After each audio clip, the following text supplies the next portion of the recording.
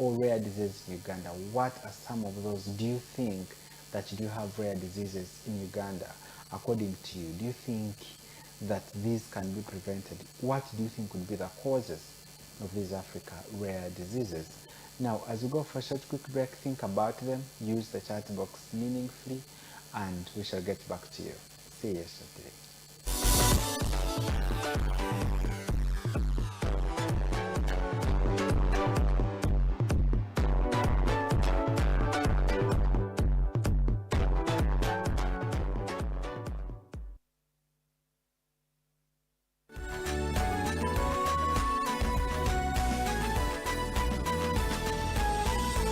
Good Day TV, transforming your life.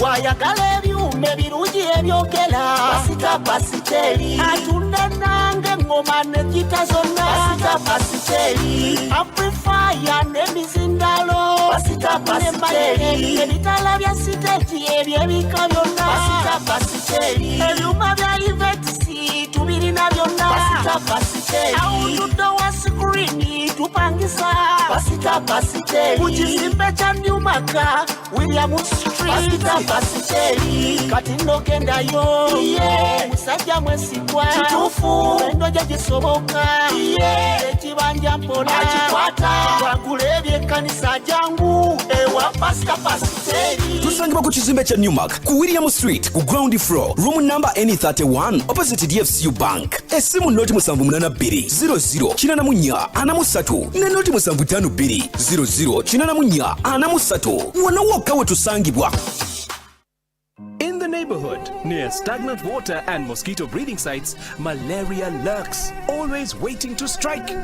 But fear not, for here comes Mr. Vaxa, the ultimate protector against malaria. For years, malaria has been one of the biggest threats to children under 5, making them weak and even putting their lives at risk. But now, the government is introducing a new solution, the malaria vaccine.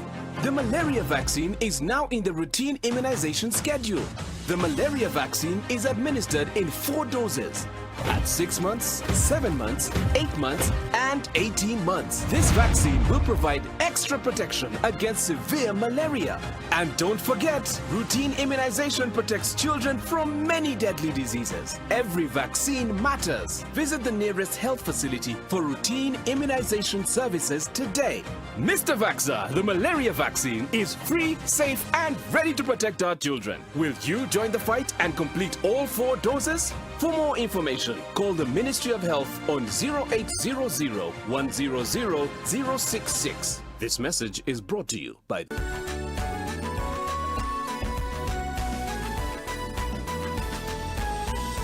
Good Day TV, transforming your life.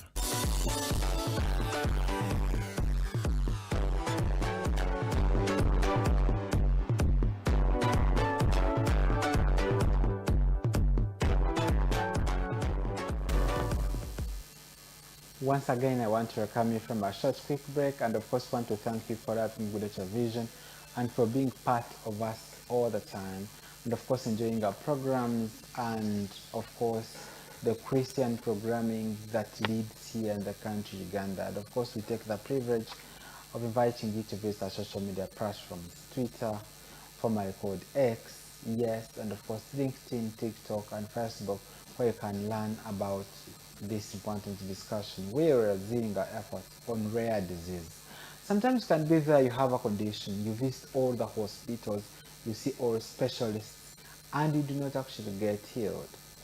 But remember, may I believe in the Bible so much. You know the woman who had bled for 12 years, and the Bible is clear that she had sold everything to see every physician, and she was left actually with nothing. But when this woman heard about that Jesus is coming, she remained with faith, and just in a touch the cloak of the cloth, she was healed. Maybe I believe rare diseases need Jesus to heal them. What do they need exactly, Mr. Byagawa? What do rare diseases need? We just need to, what should we do for this? Because we've seen that they're indeed rare. It's hard to develop a plan for them because we are like 10 with different diseases. It's hard to attract pharmaceutical companies to develop as a medication. Even research is too scanty to fully quantify and know the hotspots. What, what's special about rare diseases in this context? Interesting. So you asked what can be done on them, right? Yes, but in the context of what I brought it in, not the medical perspective. Okay. So what is very important about rare diseases is that, first of all, we need to see what is the main challenge that families living with rare diseases go through. As we came in today for our program today, I wanted everyone who is watching us to ask yourself, for so long we have talked about most of these diseases. We have talked about, HIV, TB, whatever. We have talked about them exhaustively.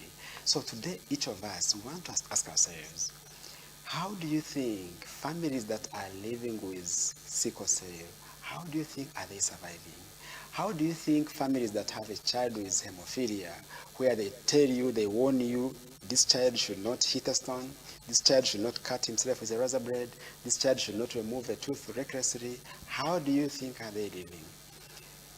Children who are living with Duchenne dystrophy, who cannot walk, who cannot, compete together with others in school, how do you think are they living? Now, one of the challenges that these families are going through is that they are living in some bit of social isolation. They are struggling with conditions that are never talked about. They are struggling with conditions that you will not hear any time that maybe we have a community outreach and we are teaching people about, about Duchenne or about Down syndrome. So they live in social isolation. And one way we can actually help them and support them is to remind them that while they are rare, they are not alone. And that is why this year in Uganda, our slogan is going to be rare but not alone. So we want to encourage them and remind them that while they are living with diseases that are a little bit hard to deal with, a little bit hard to, to cure or to eliminate, but we are living with them. So we need to have that, social support with them and remind them that while they might think that maybe they are being isolated, but we are with them. So, back to your question, one thing that we need to do, or we are going to do this time around about rare diseases, is that we need to first of all bring these people together and have that solidarity and remind them that rare diseases, or people who are living with rare diseases, they also matter, just like people who are living with hypertension that has over 100 drugs available when we don't have any available for hemophilia in Uganda or any available for Duchenne dystrophy, except a few conservative, drugs or treatment options. Wow. So this year we are focusing on which theme, and which year, and you're talking about this year, have you been celebrating these rare diseases? And because I hear this year we are focusing on this particular theme. First, clarify on that. Yeah. Now, rare diseases, first of all, like I told you, it's not one disease. It is so many diseases affecting so many people. But because of the fragmentation, they create an illusion that these are rare conditions. But in actual sense, the victims are common. So every year, February 28th has always been the World Rare Disease Day. Most countries, across the world have always celebrated this day. And in Uganda, we are going to celebrate it for the first time. And it's going to be an opportunity where every family, every victim of a rare disease, wherever you are, by the way, when you're talking about rare diseases, very important, we are also talking about undiagnosed conditions. And those are the majority in Uganda. I'm sure every family, you have heard of someone who has, like you brought it out, Daniel, that someone has gone to a hospital, they have done blood tests, they have done X-ray, they have done CT, they have done MRI, and they seem not to find the condition. And then they are referred somewhere, maybe they are referred to a specialist, so when they go to the specialist takes time and does, further investigations. Other samples have been even shipped abroad, but when the reports come, they can't find the cause. And these are the rare diseases we are talking about, because there are so many, and we are not familiar with them. Even us in the medical side, we are not so familiar with some of these conditions. So they end up creating that gray zone, or that area of unknown, or what we call diagnostic uncertainty. So this year, February 28th, is going to be, actually it's just 20 days away from today, it's going to be the World Rare Disease Day, and that's why we are calling upon everyone to speak up. Speak up, share this hashtag, rare but not alone. We have prepared a run in Kampala. We are going to, do, it's actually not even a run, but it's an awareness walk. We are going to walk from National Theatre, Kampala, just opposite Parliament. Come and join us. You just have to buy a kit, and then you join us, and then we celebrate with these victims of rare diseases, and we show solidarity with them, and we also spread awareness so that each and every person is able to know that there are lots of diseases that we are living with, or we are working with, or we are struggling with, but they are not named in the records of everywhere. Wow. Do we have some people who have lived with rare disease here in Uganda, or who have recovered, that you want them to share testimonies with us? Yeah, there's actually a recent story which was actually shared by the permanent secretary about this Ugandan sickle cell victim who was able to undergo through gene therapy, and he's cured, and he set a precedence to remind everyone that if we come together, or if we bring efforts together, then the people who are living with sickle cell, and they are repeating every time with crisis, they can get therapy, or they can be treated and get fine. So there are a number of people who have survived from rare diseases, though. In Uganda, because our focus has not so much been on rare diseases, the focus has been so much on what we call the high burden, the malaria, the TB, and those ones. So we have not really given enough attention to the rare diseases. But there are people who have successfully been treated of rare diseases. Wow, this is interesting. Now, of course, now we are all trying to learn. We are trying now to know where is the problem and what are rare diseases. Just like you've alluded to them, you've discussed it for us, you've given us examples, you've given us different experiences, and of course what people have actually also told you, forms of stories and so much. But now we want to look into the risk factors. Who is at a risk of getting a rare disease? And is it only genetics? Is it lifestyle? Can I get a rare disease at my age? I really don't know. Interesting. Now, when it comes about risk factors for rare diseases, who is at a high risk of getting rare disease? Now, first of all, I want us to remember that about 80% of rare diseases are genetic. So you won't get them from eating bad food or not exercising or what. 80% of them are genetic. 20% of them, some of them are autoimmune, like maybe the immunity is overreacting, or others can also be from like diet. If you have heard of what we call G6PD deficiency, these people who cannot eat some type of eggplants or fava beans, or who will take chloroquine and then they react so aggressively, also badly. You have heard of those people tell you that I react on sulfur, and the instance behind that, most of them, is that maybe they lack that enzyme called G6PD, and whenever they take a drug that does not match with their body, then they get that reaction. Or some of them, they end up even getting anemia, or being admitted of anemia.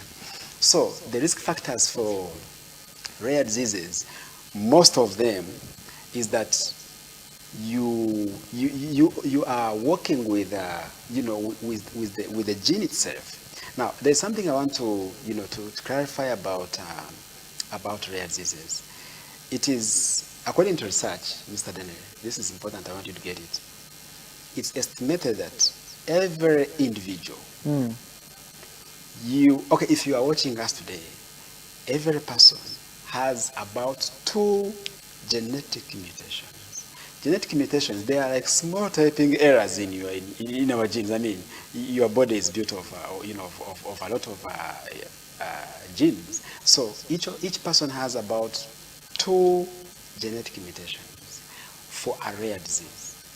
As I'm here, I have like about 2 or more than 2 rare disease mutations, but they always remain silent. You have heard of what they call recessive and dominant and that. Like there someone can be a sickle cell carrier. So most people, almost all, you are a carrier of a certain rare disease. But it will remain silent and you not have any symptoms, you not have any health issues until you get married with another person who also shares the same mutation. And now this disease is going to happen in children. So, simply said, most of the rare diseases, we live with them. If you see yourself producing a child with sickle cell, it does not mean that the disease has gone when you have seen it. No. You have been with it for centuries. You have been with it for generations in family or in your lineage, but it has been existing as a silent disease. And then it will only show up when 2 genes show up. So that said, the risk factor number 1 of rare diseases is that you are going to be born with a silent gene mutation. If it is active, then you're going to have the symptoms, but you might not do much about it, or to either block it or to take some good food and stop it from manifesting. You might not change much. Or you might be born with a rare disease, but when it is in a silent form, and the example that I've given you is where you are a sickle cell carrier and you're going to live healthy. No crisis, no pain, no nothing. And it will only show up in your children if your partner is also a carrier. So that is the number 1 risk factor. Then other factors, of course, it can also come back to our lifestyle. You might be having a silent, genetic makeup or genetic mutation, which might end up being triggered by the food you eat. And one good example can be, if you have heard of what they call PKU or phenylketonuria, which is a rare disease in babies. It's mostly in babies. And these babies, what happens to them is that they are born with, of course, that mutation in their genes, and they lack a certain enzyme, which is called phenylalanine. So they cannot digest meat properly. And whenever they are fed with protein made of meat, then they end up with a lot of issues on their health, and some of them, they even end up getting mentally retarded, with some mental conditions or brain damage because of that protein that they cannot digest. So what happens is that once that child is diagnosed, then they find that the problem is there is a missing enzyme. So they are given restricted diet. So some foods that are triggered, they are removed from their diet and they're able to grow healthy.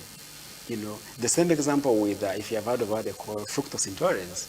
Last time I was, with a friend of mine in Kabaka Foundation, and he was telling me of a child who was getting seizures, Okweska. And this child, they went to a lot of doctors and specialists, and they could not find out why this child was getting, seizures, until they finally realized that this child was reacting to fruits. And then the family was like, hey, if a child is reacting on fruits, then how can I know, how could you predict that this child should not eat fruits? But in actual sense, this child was getting problems because naturally, the way the child was born, he was unable to metabolize or to break down the fructose in fruits. And when they removed fruits, then he was fine. So sometimes the triggers can actually be, the food, but they always all begin with a faulty gene or a faulty protein somewhere in our body. Wow. I like the education. I must have learned a lot today. I don't know the viewer how you feel about rare diseases, and it's very important for you not to lose hope. When you have seen very many specialists and there is no difference, please do not give up. Keep on going. One day your disease will be discovered and you'll be healed completely. It's very important for you to know the disease you are battling with, and that could be a rare disease, just like Mr. Biargaba has been teaching us here. As we intend to wind up this very important show, we'd like now to call upon the public to always be vigilant. We want to call upon now Mr. Biargaba, we want to correct 3 communities. The first community is the team of people who have these persons who live with rare diseases. What message do you have for them? Later we shall give a call to the health workers. Health workers have a lot to do when it comes to such diagnosis. It is more of a paradox, you might say. Then also we talk about the general population, and then later we call upon the policymakers, the Ministry of Health. What message do we leave for you on the table? Let's begin with persons or people who live with persons with rare disease. Yes. As we are counting 20 days, the big day that we have waited for, the World Rare Disease Day, we want to call upon these patient groups. The first patient group we are calling upon are the sickle cell communities. Clarified, like I told you, that sickle cell in Uganda is not a rare disease, but based on its behavior and its, the whole way how it behaves, it is the best example. It opens up a way on how we can now, use the same mechanisms here into managing other genetic diseases. So we want to call upon the societies or communities of sickle cell anemia. We want to call upon all hemophilia patients, Hemophilia Foundation Uganda. We call upon you to, join us and join the effort of rare disease, advocacy in Uganda. Then we call upon the Down Syndrome Foundation and all the families that have Down syndrome victims in Uganda. Down syndrome is a little bit interesting in that for it, you're not dealing with one gene, but you're dealing with an entire chromosome which has been duplicated. So the effects are usually quite a lot. Then we call upon the Duchenne muscular dystrophy, societies or communities. We take note to appreciate, Sapphire Africa. It is one organization that has so much supported, victims of, living with Duchenne muscular dystrophy. And we call upon every person who has gone to different health specialists or hospitals, but you are not able to get a diagnosis. Or some, doctors are human. Sometimes when you investigate and you can't find anything, so they basically have a working diagnosis or a provisional diagnosis, but in actual sense, the confirmatory or the final diagnosis is still a challenge. So if anyone has a health problem and you have visited a lot of doctors and you can't find a diagnosis, there are chances high that you could be living with a rare disease that probably could not have been diagnosed, and we call upon you to join us. And interestingly, if you have someone who is less than 20 years living with hypertension, chances are very high that that is not hypertension. You have seen, children of, let's say, 10 years, 15 years, 20 years living with hypertension. And because when you go to the facility, what is able to be tested is checking the blood pressure, and the blood pressure is high.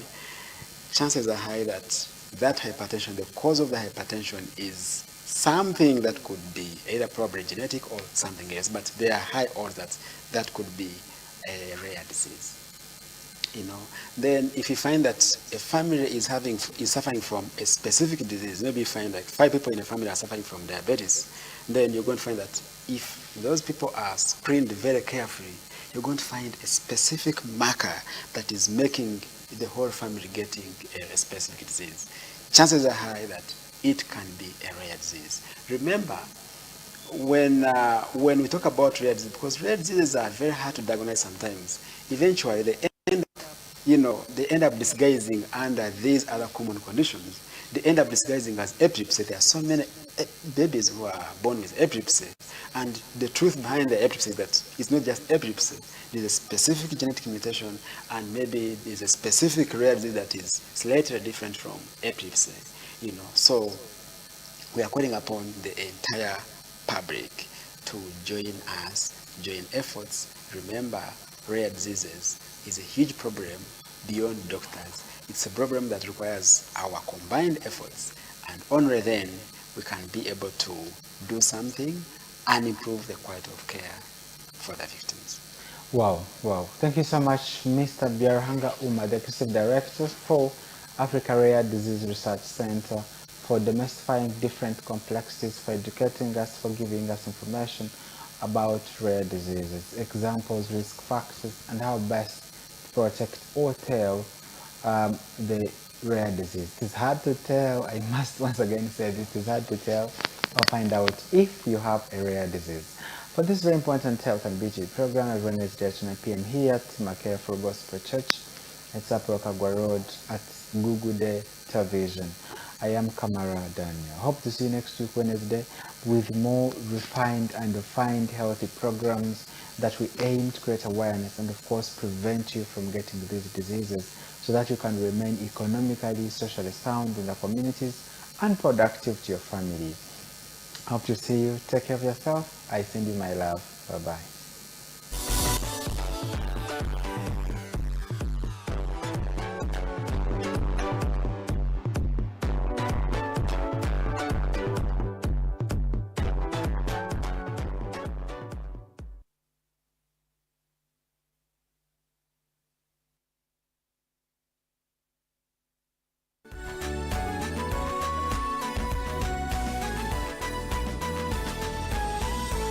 Good Day TV, transforming your life.